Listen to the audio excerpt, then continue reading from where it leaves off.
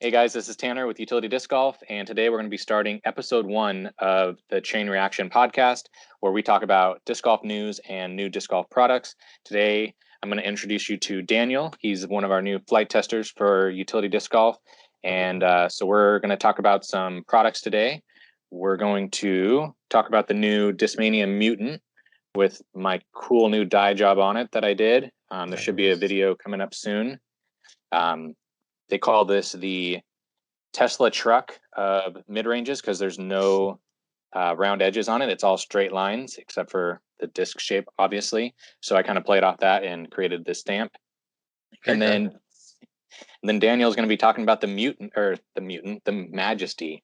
So we're going to talk about that a little bit later today. And the thing that I want to get into is the USWDGC, which is the U.S. Women's Championship that happened last weekend. So Daniel, have you got a chance to watch any of the coverage? I did. I watched the first and second round on CCDG.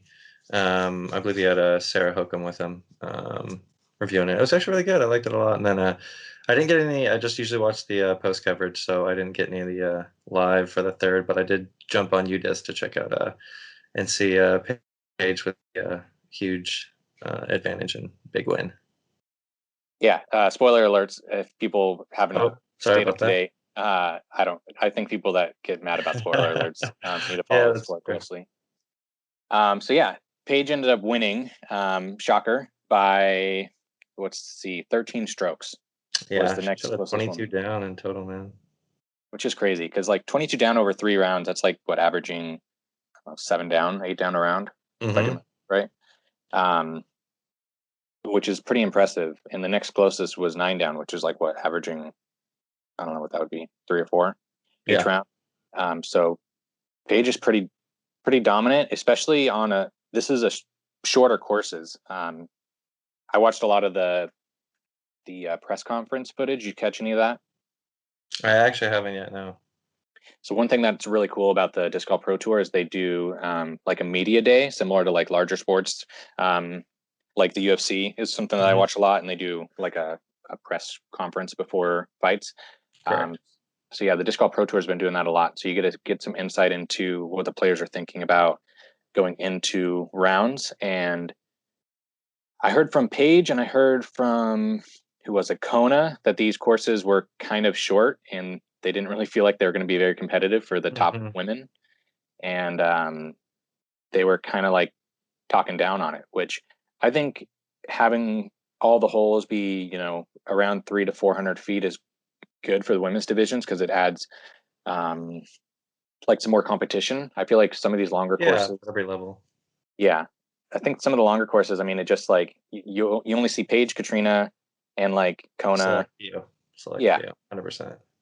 And I don't know. Have you been even in the men's divisions, like playing tournaments lately? I feel like course designers are just stretching holes out. Oh, it's getting insane. Yeah, exactly. And I think they're usually cutting a lot of, when you see par 4s from a previous year, they cut it down to a par 3. I mean, I think with, every year people are throwing farther and farther. So it's, I think you're right about the technicalities, I guess, of it.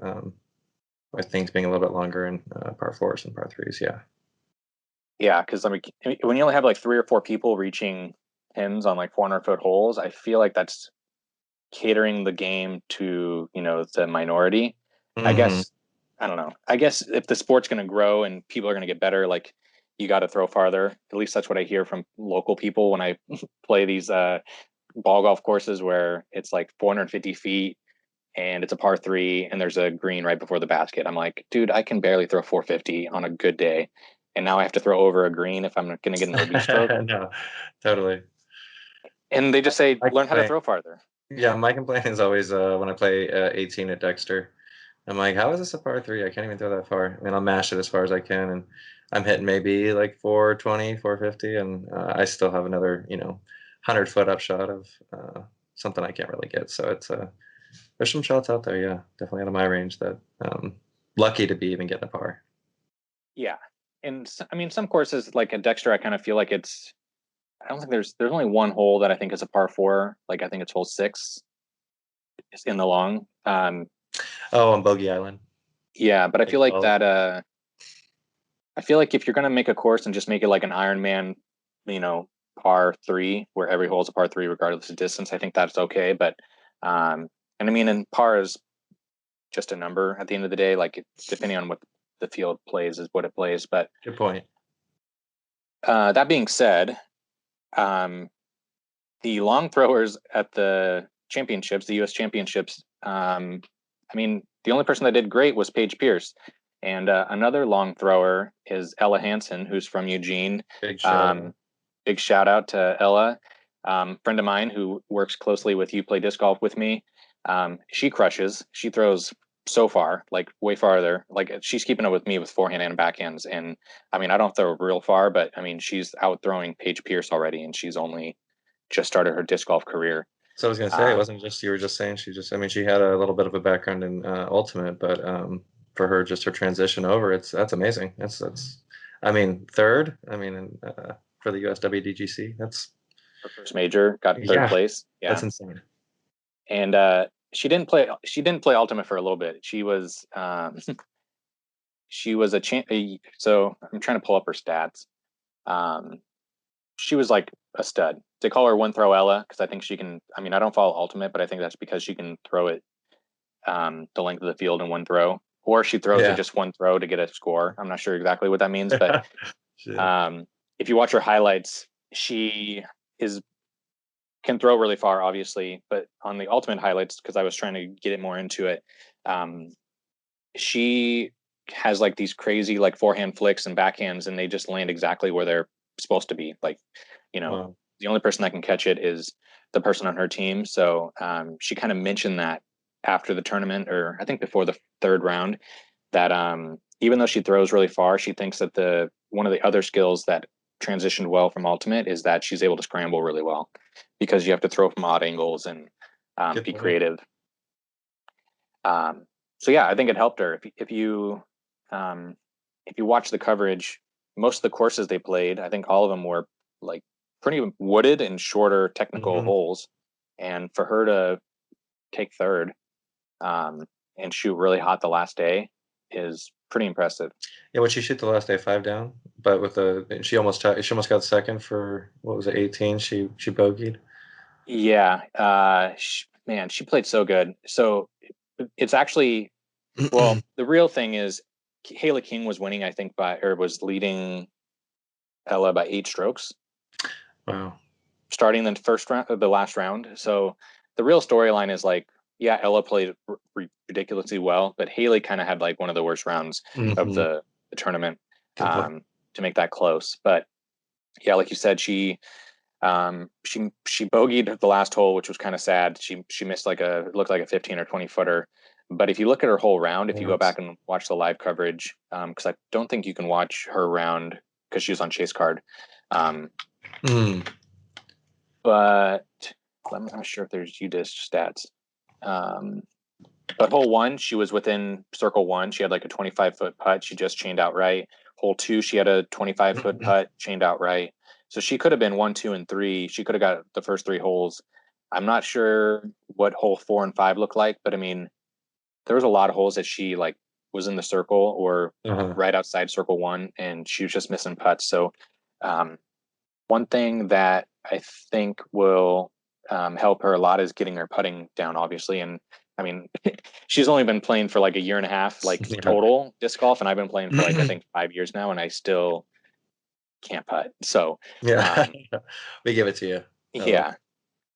So yeah, that was I think the coolest storyline from the U.S. women's is there was, I want to say like 5 or 6 women tied for third going into the last round, and it was kind of a race to see who's going to have the hot round out of those women. And Ella came out on top, followed by Missy Gannon and Holly Finley. And I'm not sure who else was on her card. Jessica Weiss, maybe. Oh, nice.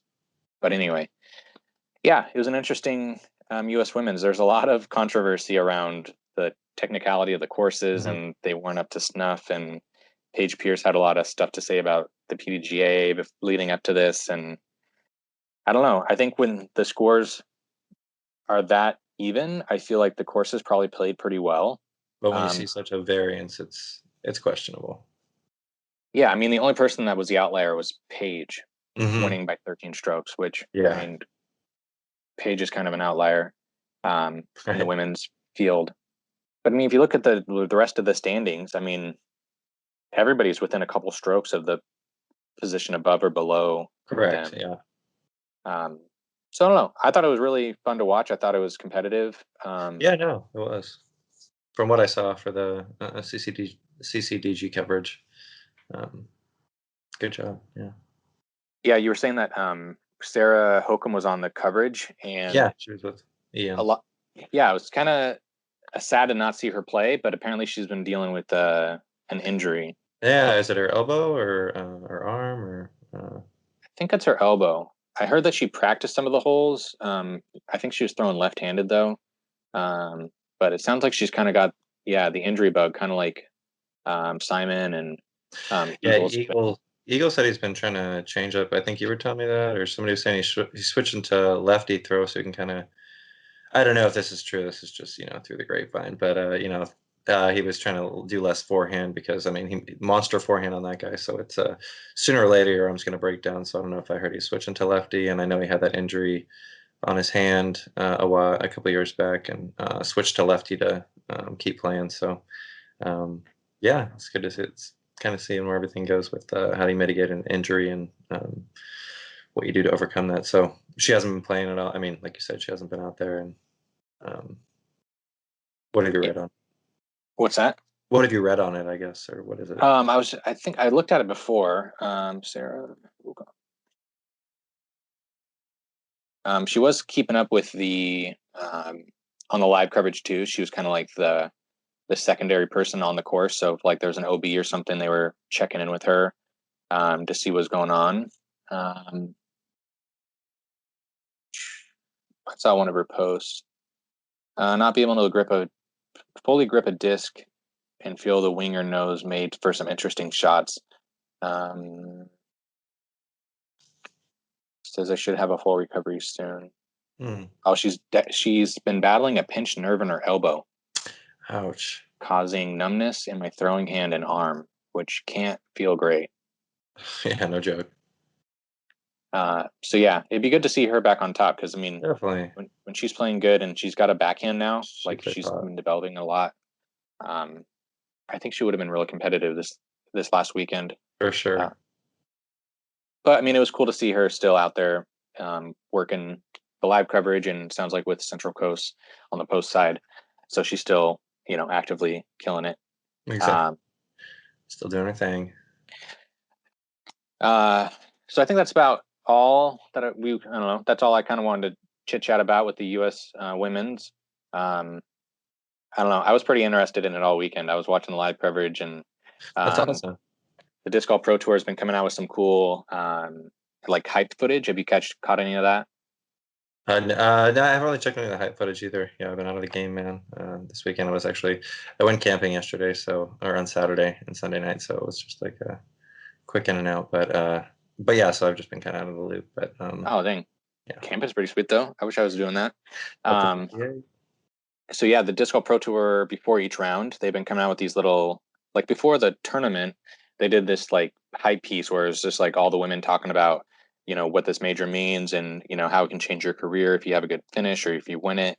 Um, and it had like I don't know, it was just like epic. Like all the women talking, they cut in between each person after each sentence. Um, and then they had like footage of slow mo drives and putts and people freaking out when they make putts and stuff like that. It was pretty Oh, epic. that's cool. Yeah, that is awesome. Yeah, I was watching some. I think on the first round coverage. I think I wrote it down somewhere. Let me see if I still have it. It was a nice throw, and I can't. I probably really. I wrote it. I actually heard it somewhere.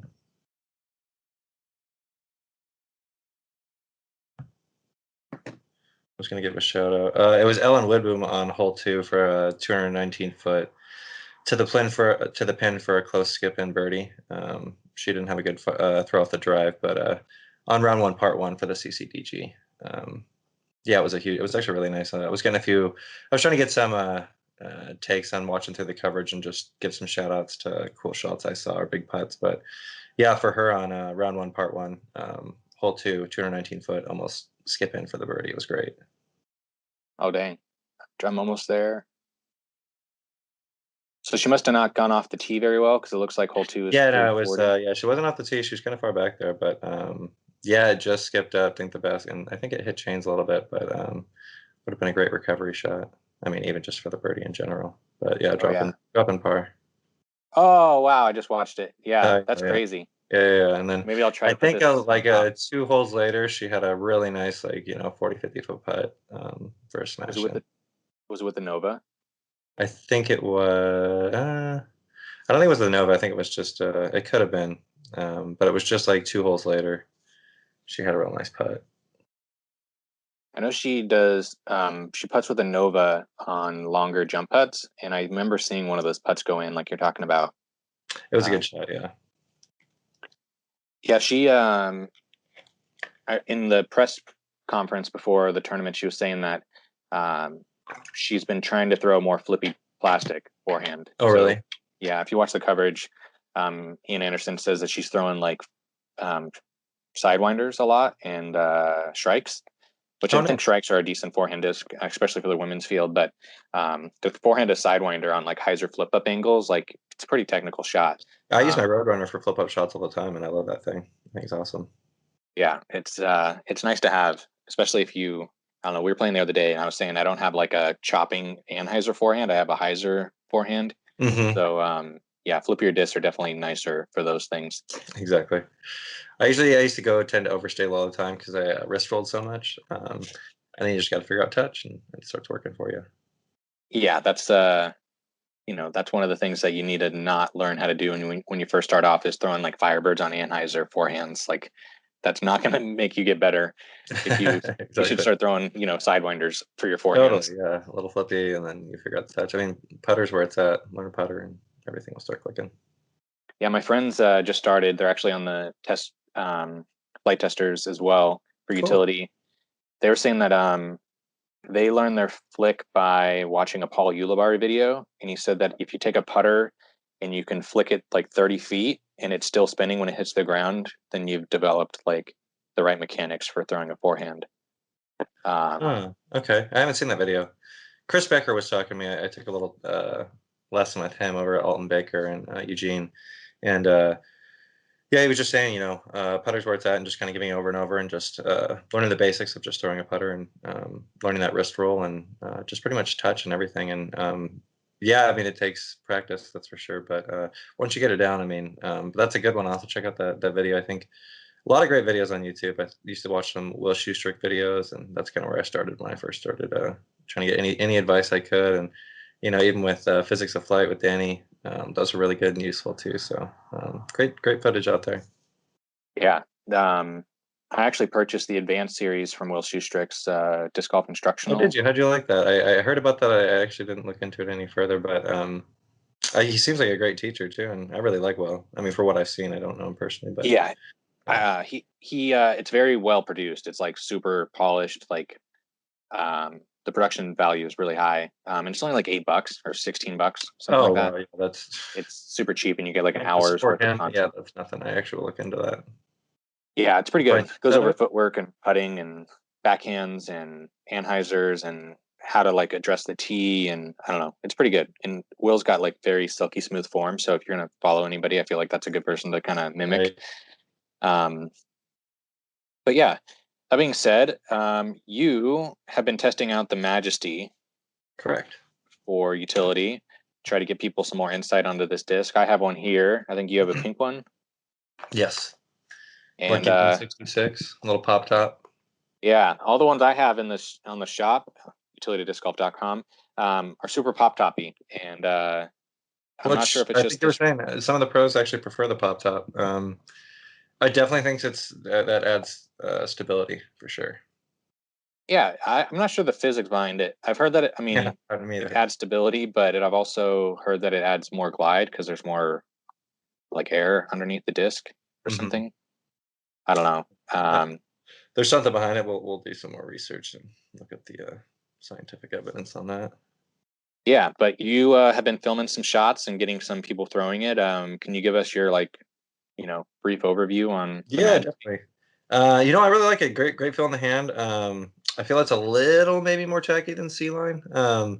But I think it's definitely a little more overstable than I'd expect, especially for a 166. So it's popping out there. It gets a nice hold for a while. It has great glide, but more overstable than not, I would say. I think this is the first thing I've thrown from the active premium line. So I do like it. I said I feel great plastic. I mean, seems really durable.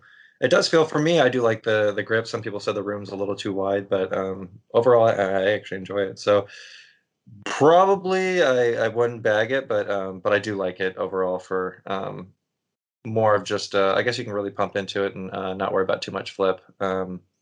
But I just think for if you got a strong arm, I'd say, and you can throw a plus 11 plus, then it's probably a disc for you. But if you got a slower arm, it's probably more of a utility disc, I think. So, but I did enjoy it.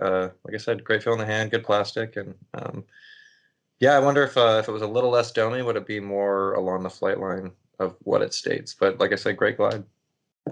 Yeah, because I've seen some videos of you throwing it, and it looked like it was pretty beefy. Like it would go dead straight, no turn at all, like you said, and like a pretty hard finish. And with the Bad flight skate. numbers of like nig 2.2, I would think that would be like a flippy straight.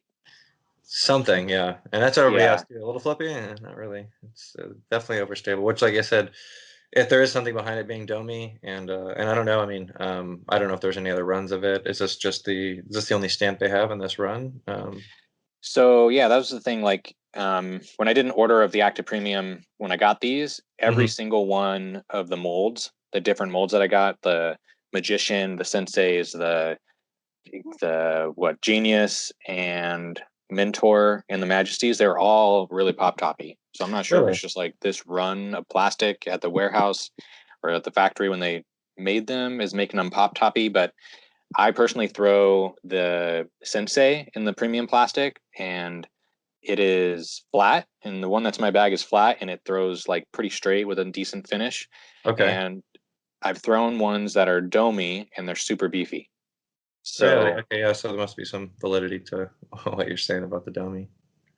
yeah, I'm wondering if like, I'm not sure if this is picking up great, but a lot of people say A the little bit. parting line of the disc is where the stability comes into play. And I wonder when you get a domey disc, if it pushes the parting line down.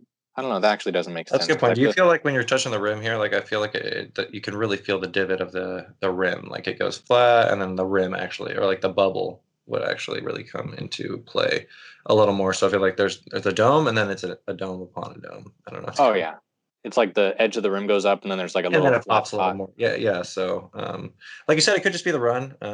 I really don't know. I haven't thrown anything else, but and like I mentioned before, being a 166, especially at those numbers, you'd be like, oh, okay. And I one time from Zoe, I got a Air Ballista Pro, and it was like 157 gram, and I was like, oh yeah, this thing will be like really understable. And no, not at all. It was actually really beast. So it's kind of surprising some of the discs with it being so light and stability. So maybe just the plastic or the way it's set or whatever. Yeah, I wonder why that is. Because like I have some mentors from the first run of active lines when they first came out, and the Hmm. mentors an 11 speed similar to this disc, and they're all flat, like super flat, and they were I think pretty true to the numbers. They were kind of flippy, kind of like a flippy wraith, Okay. and Colton Montgomery, when the Majesty came out, I remember seeing some Instagram videos of him like mashing this on like a hyzer, and it was like flipping up, turning, and it looked like a disc that was like less stable than a DD3, maybe even less stable than an Enigma, which is the next step down. Really? Yeah, because my Enigmas, I get a little flip with that. I think the one you let me have, the orange with the Kona, Finland stamp, or I can't Kona remember. Piste Open or That's something, what one. European Open. Yeah. Yeah, yeah, yeah, that one. And yeah, I mean, it was pretty stable in the beginning, but then now it broke in and got real big S lines. So Yeah, so I don't know. Maybe it's just the run of disc, but I mean, when I feel it, I haven't thrown these yet, and I'm once we get together again, I think I might throw the one you have. But definitely. I was thinking that they're gonna throw like a D2, like a Prodigy D2, just from the rim width and how they kind of felt. Um, they they don't really feel that wide either. Like you said, it feels pretty comfortable in my hand. Hmm. Uh, I would say it's similar to like a DD3 or Destroyer rim width. Um, Yeah, I was I agree. Yeah, I was throwing Ballista Pros when we played the other day just to see if I wanted to put it back in my bag, and that rim felt a little big. Like my fingers didn't grip around it. Yeah, I Uh, agree with that. Yeah, this one, like you said, this one. I'm trying to compare what this rim would be to, but like you're saying, like a destroyer, a DD2 or D2, you were saying. yeah, Uh, yeah, it's got a pretty concave bottom on the rim. I wonder if that's adding to the stability. For some reason, I a think good point. understable discs have like a straighter They edge. do, yeah. No, I agree with you on that. I think I've seen that a lot with. I mean, even or the mutant, I guess, all around. But my justice, I think it kind of cuts in pretty sharp like that, or the ones I've seen. Yeah. So yeah, the Majesty. Check out the review from Daniel on Utility Disc Golf's YouTube channel pretty soon, probably in the next week or so, and you can get some more insight on it. We have probably 8 or 9 in stock behind me. So if you're interested in picking one of these up, go to utilitydiscgolf.com, use code Daniel, and you'll save 10% off at checkout. Um, the other disc that I don't think you said you got to throw the other day when we played, but is the new Mutant from. Yeah, I didn't get to check it, but I saw you throwing it. Yeah, I think me and Ted threw it a couple times, and this is the newest mid range from Discmania. It's the Evolution plastic, so it's that Neo plastic from their Evolution line, the stuff that's made by Latitude 64. It's, in my opinion, probably some of my favorite plastic, just from the durability and the grippiness. It's kind of like a grippy C line plastic. But yeah, this disc is considered the Cybertruck of mid ranges because there's no round edges. I'm not sure if that's, you can see it on camera, but like there's no gradual dome. It's like a straight line and then a flat top. And this outer edge is just like all angled, not round at all, which you think is not comfortable. But I don't know. I feel like it's pretty comfortable. I did grab it in the hand, and I did like how it felt. I did not get to throw it, and like you were saying, and what I think we both compared it to was like you said, a little faster zone, but very comparable to the Justice. I think the Justice is where I can really see that disc sitting side by side with. Yeah, definitely. I mean, I used to bag a Justice, and I mean, I still Justices do. are just like the most overstable mid range ever. Um, Tell me about it. and they're definitely a good utility disc. You see if I can get the flight numbers from it, even I though think flight it's a numbers don't zero really point matter. But 0.54. I think it's like one glide. Like, so from their website, it's saying 5.3 glide, I don't know what I'm talking about point then. 0.5 turn, and 4 fade. So, I got the last two. I knew that, but the first two, yeah, don't quote me. or wait, what'd you say the first two? I thought I said a one for the glide. Oh well, the video they have on the thumbnail it says 3 glide, but if you look at their actual website, it says 5.1 for glide, 0.05 I or thought, point yeah, five I for thought my turn. disc set was a one for glide, so Yeah, well, debatable. yeah, I think you're probably right. Glide Okay. 1, turn of 0.5, and a fade of 4 for the Justice. Yeah. This says it has a glide of 3, which I would probably say that's accurate. I feel like this is a Justice that wants to be in the air a little longer. Okay. I actually might want to check that out then a little more. Do you know when they're coming out? Um, the projected date was the end of this month, but with my little dealer insight, I don't think that's going to happen just because I haven't been able to order any. Uh, And there's some other products coming out soon. There's a lot of active line discs coming out tomorrow. oh, really? Um, yeah, there's an astronaut, a rock star, and a Shogun, which is a putter. What's the Uh, numbers on the Shogun? 2302, I think. It's kind of like from what I've seen online, it's kind of like a beaded P2. It's like a deeper Ooh. putter with a bead. Okay. But yeah, those are coming out tomorrow. I don't think I get my shipment in until probably it's in Wyoming still, so I'm guessing I'm gonna get it probably the next day, probably the 26th. But if you're looking to get it from Utility, it'll probably be on later this month or later this week, and we'll try to get some reviews out. I'll either send Daniel some or some of the other flight testers some discs to try them out. Um, but with the Mutant, this thing I'm gonna guess is gonna come out next month sometime. There's a lot of new stuff coming out soon from Discmania, and this one wasn't on the next lineup of discs, so I would assume it's if you're looking for the Glidey Justice, aka the Mutant, I would check. You're probably going to be looking at it probably end of next month, I had to guess. Yeah, keep an eye out because everything goes so fast. Super fast. I mean, It's not even funny. yeah, not even funny. I mean, I have a lot of the active line stuff, but a lot of people haven't been really trying it out. I think it's because it's marketed as their starter pack discs or like Which their beginner. I'd have to argue that one because I would think this is like pretty great quality. Like I like I mean I would like to. I think this is better. This is more like they actually categorize that as. I guess is there a less plastic? Like I have those the P model putters, the grip, the base grip. Is that like the? Oh, I guess that's Prodigy. Never mind. Similar though, because the active line is their Chinese manufactured Okay. plastic, and same with the Ace line from Prodigy. And so, like, I mean, this is a Sensei, and this is in base plastic, but the base plastic to me feels really good. It's kind of Yeah, I mean, I've slick been when it throwing starts those off. the P model putters and yeah, banging trees and baskets, and I literally have zero like little dings, so it's actually really nice. They're good quality.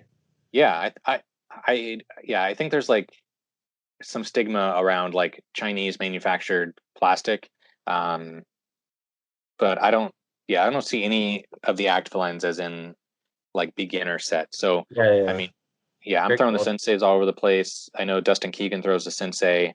Um, some other pros in town from Discmania throwing senseis. I don't think they're throwing the drivers as much. I can't think of anybody that throws their drivers, but I mean, like the Majesty and the Mentor, I feel like are great dis for distance drivers if people are trying Yeah, to get. for well seasoned players too, and like I said, it could be a great utility just too for even beginner players if they're still trying to figure out something. So, um, I enjoyed the whole review with it. So Yeah.